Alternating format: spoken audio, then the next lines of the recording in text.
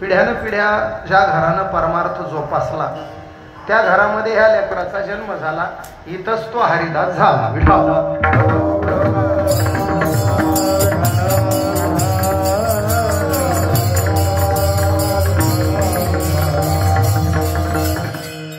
आमचे आदरणीय भरत महाराज आणि सूर्यकांतरावजी बुट्टे यांचे नातू आणि आपल्या सगळ्यांचा लाडका सचिन महाराज, सचिनचा सुपुत्र जयवीर याचा अभिष्ट चिंतन सोहळा, जन्मदिवसाचा उत्सव आणि त्या उत्सवाचा औचित्य साधून हल्लीच्या सोप्या भाषेत त्याचा वाढदिवस करायला आपण सगळे हजर आहोत. अभिष्ट चिंतन आणि आशीर्वाद द्यायला आदरणीय मधुवा नाना आले म्हणजे सगळे आले. आदरणीय नाना आशीर्वाद द्यायला आहेत. दोन्ही मृदंग रत्न आपल्या भागाचं भूषण असणारे तालमणी तालरत्न सनतकुमारजी बडे आणि आपल्या माधवबाबा वारकरी शिक्षण संस्थेच्या सगळ्या विद्यार्थ्यांना घेऊन संस्थेचे चालक असणारे पंडित महाराज दहिफळे दोन्ही मृदंग वादकाची उपस्थिती आहे.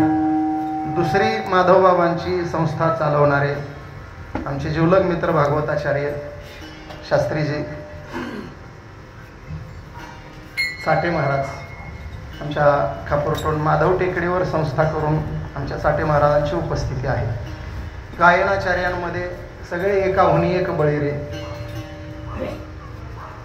गावातले तर सगळे दिग्गज आहेतच, पण बाहेर गावून आमचे महाराज श्रीहरी महाराज धानोरकर महाराज आहेत. गावातले सगळे गुणवान मंडळी आहेत.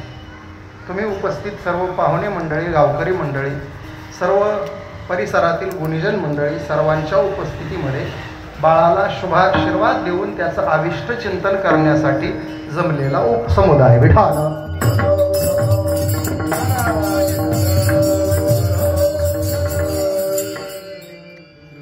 मुळात मनुष्य जन्म मिळणं ही सगळ्यात अलौकिक घटना आहे. दादा म्हणजे कातकरवाडीकर मंडळी आहे आवर्जून, भरत महाराजांच्या ही प्रेमातली मंडळी. दुर्लभो मानुषो देहो देहिनाम क्षणभंगुरा, नरदेह दुर्लभ झाला. शास्त्रानं 13 गोष्टी अत्यंत दुर्मिळ सांगितल्या आणि त्या 13 गोष्टी जर मानवी जीवनात प्राप्त झाल्या तर त्याला भाग्यवान अशी उपाधी पदवी शास्त्रानं बहाल केली. मानुष्यम वरवंश जन्म विभवो दीर्घायु आरोग्यता सन्मित्रम सुसुता सतीप्रियतमा भक्तिश्च नारायणे विद्वत्वम सज्जनत्वम इंद्रियजयो सत्पात्रे दाने रती ते भाग्येन विना त्रयोदशो गुणा संसारेनो दुर्लभ. विठाल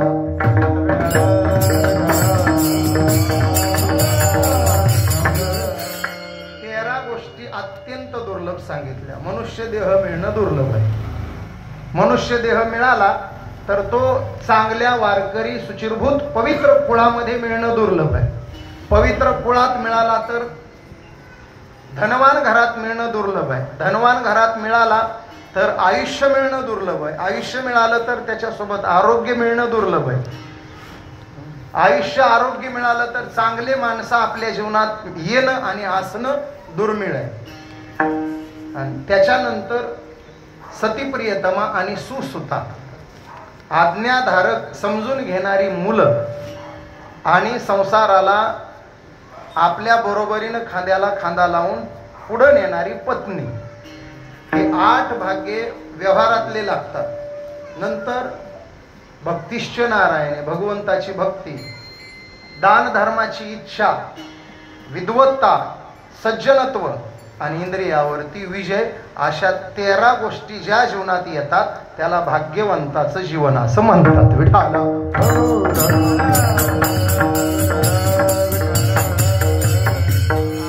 या श्लोकाचा, नामदेवरायाच्या अभंगाचा आधार घेऊन या लेकराला ह्या सगळ्या गोष्टी प्राप्त होऊन तो भाग्यवंत पदवीला जावा असा शुभाशीर्वाद देण्यासाठी सगळे उपस्थित आहेत.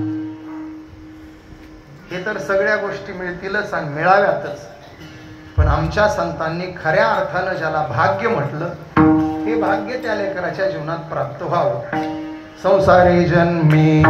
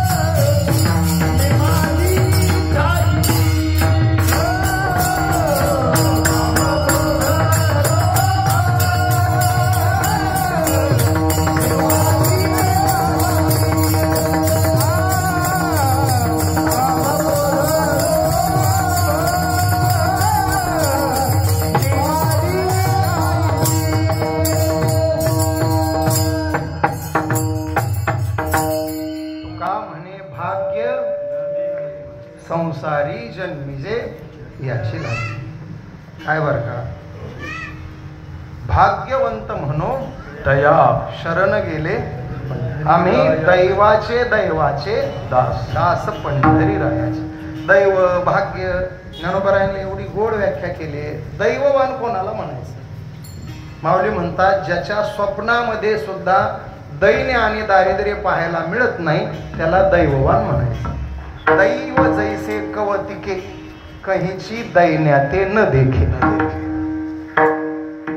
दैन्य दारिद्र्य ज्याच्या स्वप्नात येत नाही त्याला दैव म्हणायचं. आणि असं दैव त्या बाळाला मिळावं अशी माधव बाबाकडे आपण सगळ्यांनी प्रार्थना करूया. आणि हे फक्त संतच जीवनामध्ये देऊ शकतात. पहा, शास्त्रानं तिघांचं वर्णन केलंय. महाराज गंगेचं वर्णन केलंय, कल्पतरूचं वर्णन केलंय आणि चंद्राचं वर्णन केलंय. तिघांकडे एक एक गुणविशेष सांगितले. गंगा काय करते? सुचित्वे सुची गंगा होय आणि पाप तापही पाप घालवणारी गंगा आहे. गंगेत स्नानानं पाप जाईल नवल नाही. आपल्या प्रसिद्ध अभंगातून वाचे म्हणता गंगा गंगा, नुसतं गंगा गंगा वाचेनं म्हटलं तरी पाप घालवते. गंगा पाप घालवणारी, मला विस्तार करायचा नाही. चंद्राकडे शीतलता आहे. सगळ्यात मोठा चंद्राचा गुण आहे शीतलता. प्रकाशमान असून शीतल असणारा चंद्र आहे. सूर्य प्रकाशमान आहे पण तो शीतल नाही. सूर्य तप्त आहे, चंद्र शीतल आहे. शीतलता देणार चंद्रापेक्षा जगात दुसरं कोणी नाही. ताप हरण करणारा चंद्र आहे आणि दारिद्र्य हरण करणारं कल्पतरूपेक्षा मोठं जगात कोणी, तिन्ही लोकात कोणी नाही. कल्पतरू खाली फळे येती, कल्पतरू तळवटी जो कोणी बैसला काय होणे. सांगा काय कमी पडणार आहे त्याला? हे तीन गुण आहेत तिघांच्या. आता श्लोक सांगतो. गंगा पापम शशी तापम दैन्यम कल्पतरुस्तथा. पाप हरण करणारी गंगा, ताप हरण करणारा चंद्र आणि दारिद्र्य हरण करणारा कल्पतरू. हे तिघांकडे एक एक गुण आहे. हे तिन्ही गुण जिथं एकत्र येतात त्यांना संत म्हणतात. गंगा पापम शशी तापम दैन्यम कल्पतरुस्तथा पापम तापम दैन्यांच्या हरे संत समागम. पाप ताप आणि दैन्य तिन्हीचं हरण करणारे संत आहे. त्यांचा आशीर्वाद जीवनात प्राप्त होणं म्हणजे दैववान पदवीला प्राप्त होणं.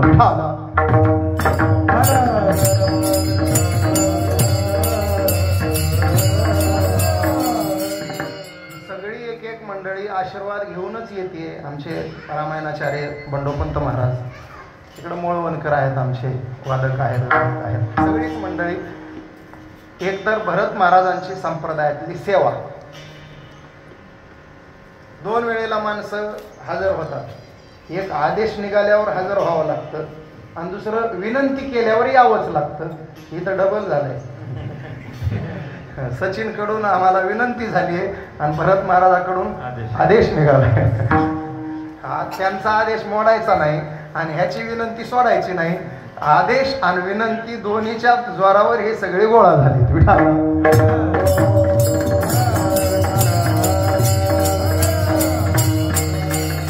ताप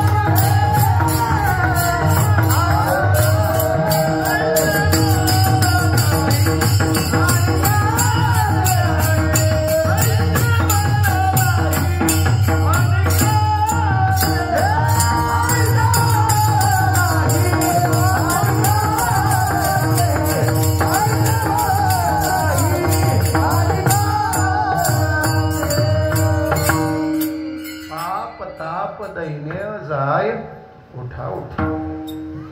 आणि त्या साधूंचा आशीर्वाद त्या बाळाला मिळावा म्हणून आपण हा सोहळा, हल्लीचे वाढदिवस आपण बघतोय. खरं तर त्याला वाढदिवसच म्हणायचं नाही. ताप ताप दैन्य गेले संत पाऊले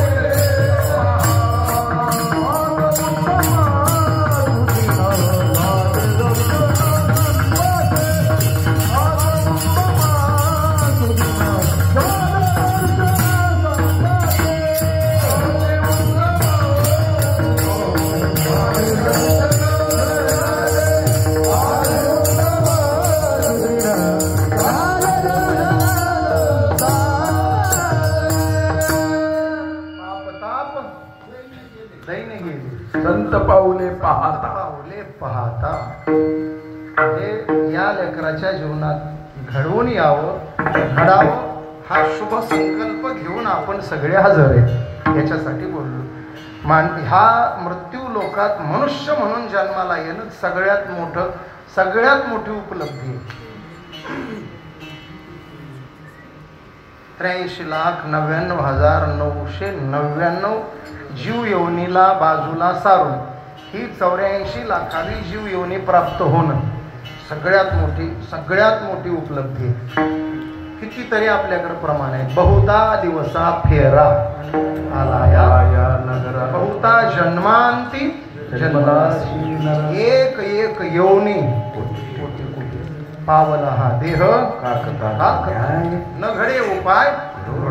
भागवतामध्ये महाराज एवढं गोड चिंतन आलं. एक तर मनुष्य देह मिळावा आणि तो भारतामध्ये मिळावा. पूर्वी याला जम्बूद्वीप म्हटलं जायचं. जम्बूद्वीपाचं या विशेष 2 गोष्टीसाठी या जम्बूद्वीपाला विशेष मानले. एकतर इथं संतांचे अनंत अवतार झालेत आणि इथं देवाचे अनंत अवतार झाले. आपल्या संतांनी वर्णन करताना सांगितलं, जम्बूया द्वीपा माझी एक पंढरपूर. सगळ्यात मोठी उपलब्धी पंढरपूर. जाऊ दे आपला मुद्दा. मनुष्य देह मिळावा आणि तो भारतात मिळावा. भरत खंडे नरदेह प्राप्ती हे तो परम भाग्याची संपत्ती. ही नाथांची जी ओवी आहे ह्याचा श्लोक सांगतो मी. हे एकनाथी भागवतातली ओवी आहे. 11 स्कंदात हा श्लोक आलाय. 33 कोटी देवांनी एक मुखानं गुणगान केलं. गायंती देवा गीतकीलकानी धन्यास्तुते भारत भूमी भाटी. 33 कोटी देवता एक मुखानं गायन करून गर्जना करतात. भारत भूमी सारखी पवित्र भूमी जगाच्या पाठीवर दुसरी कोणती नाही. विठाला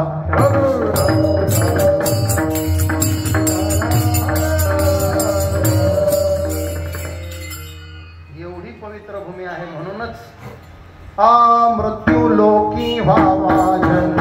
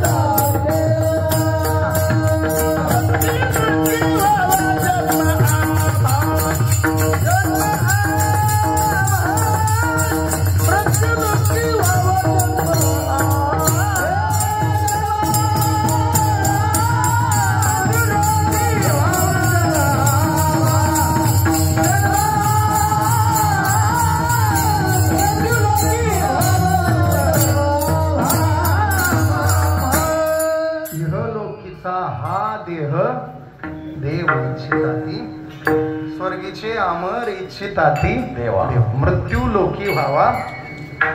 याचं दुर्लभत्व आपल्याला मिळालंय म्हणून याचं महत्व कळालं नाही.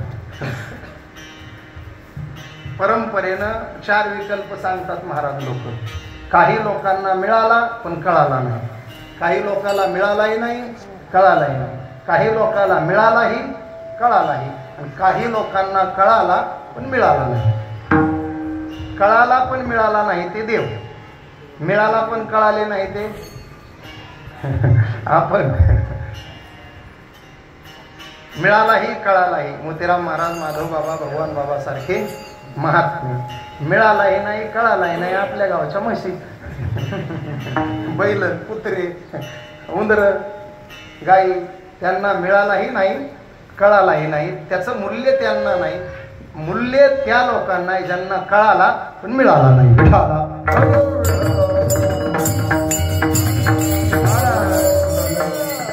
वरच्या सगळ्यांना कळालाय पण मिळाला नाही. 33 कोटी देवांना कळाला म्हणून प्रार्थना आहे स्वर्गीचे अमर. ब्रह्मादिकांना सुद्धा कळालाय म्हणून त्यांची अपेक्षा आहे. आस करीते ब्रह्मादिक देवनी वाळवटीचे सुख. त्यांचे उद्गार आहे. धन्य धन्य मृत्यू लोक म्हणती भाग्याचा. त्या सगळ्यांना कळाला पण मिळाला नाही. आपलं दुर्दैव आहे. मिळाला पण कळाला. तुम्हाला एक साधं गणित सांगतो. वस्तू मिळाली आहे पण तिचं मूल्य कळालं नाही. हे कशावरून ओळखायचं? वस्तू ज्या कामासाठी मिळाली त्या कामासाठी जर नाही वापरली तर समजावं ती वस्तू आपल्याला मिळून सुद्धा कळाली नाही. ज्ञानोबरायांनी 2-3 ओळ्या लिहिल्या. बहु मृगजळ देखोनी डोळा, थुंकीचे अमृताचा गिळता, सोडीला परिसू मांजिला गळा, शुक्तिका लाभे. हातात परीस आहे आणि समोर शिंपला चमकू लागला. परीसाचं मूल्यच माहित नाही काय. चमकणारा परीस पाहिला आणि हातातला आबडधोबड चमकणारा शिंपला पाहिला आणि हातातला आबडधोबड परीस बघितला. आणि त्या परीस ज्याला मिळालाय त्याला वाटलं हे काय आहे? आबडधोबड दगड.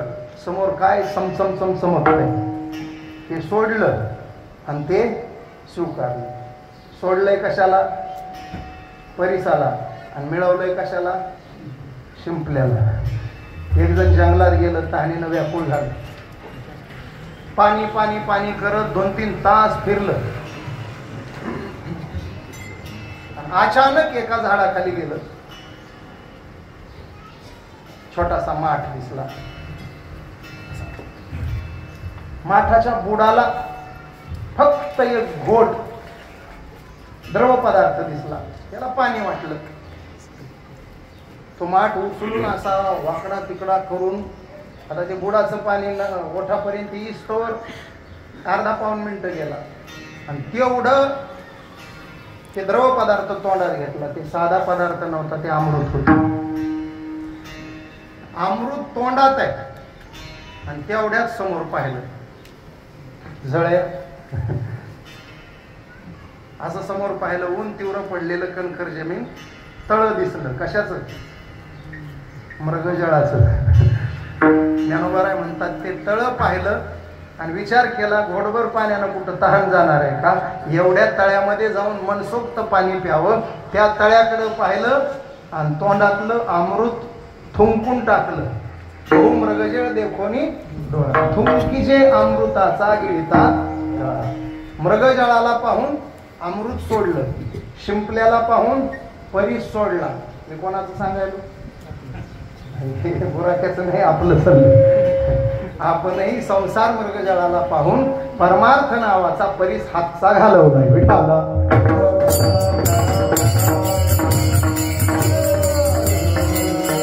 परिणाम ठरलेला नाही तरी गेला.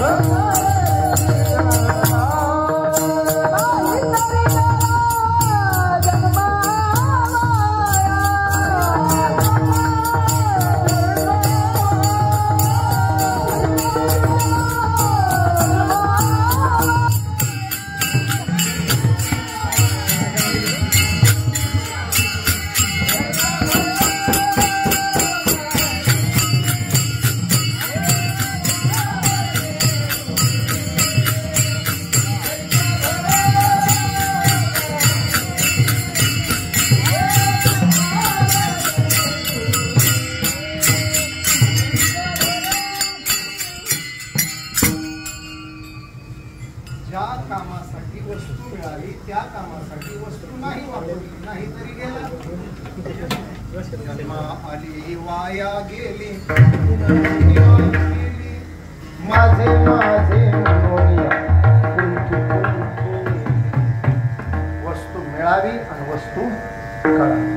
मनुष्य देहा संबंधानं बोललो. साधू संतांना मिळाला कळाला, आपल्याला मिळाला पण अजून कळाला. कळण्याकरता संतांच्या मागे जायचं.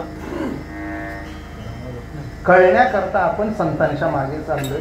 पहिलं भाग्य सांगितलं मी मानुष्य, मनुष्य देह मिळावा. दुसरं भाग्य वरवंश जन्म. मनुष्य देह मिळताना भारत देशात मिळावा उपभाग्य, आणि त्याच्याबरोबर पवित्र कुळामध्ये मिळावा. आता नेहमीचं प्रमाण आपल्या डोक्यात असेल तर फक्त स्पर्श करून जातो, ते प्रमाण गरजेचं नाही. हा विषय निघाला की येत आहेत लोक गुणवानांकडून. पवित्र ते कुळ पावन तो देश. हा, मला हे घ्यायचं नाही, कारण ह्याचा अर्थ आपला वेगळा आहे आणि आपल्याला वेगळा सांगायचा आहे. आपण अर्थ काय करतो, पवित्र देश आणि पावन कुळ पाहून हरिदास जन्माला येतात, हा मला अर्थ पाहिजे. आणि त्याचा अर्थ काय, जिथं हरिदास जन्माला येतात ते कुळ आणि तो देश पावन होतो. अर्थ आपल्याला तो घ्यायचा नाही. कुलम पवित्रो जननी, जननी कृतार्थ झाली, कुळ पवित्र झालं, हरिदासाचे जन्म. मला आज तो अर्थ घ्यायचा नाही, मला गीतेतल्या एका श्लोकातून अर्थ काढायचा आहे. चांगल्या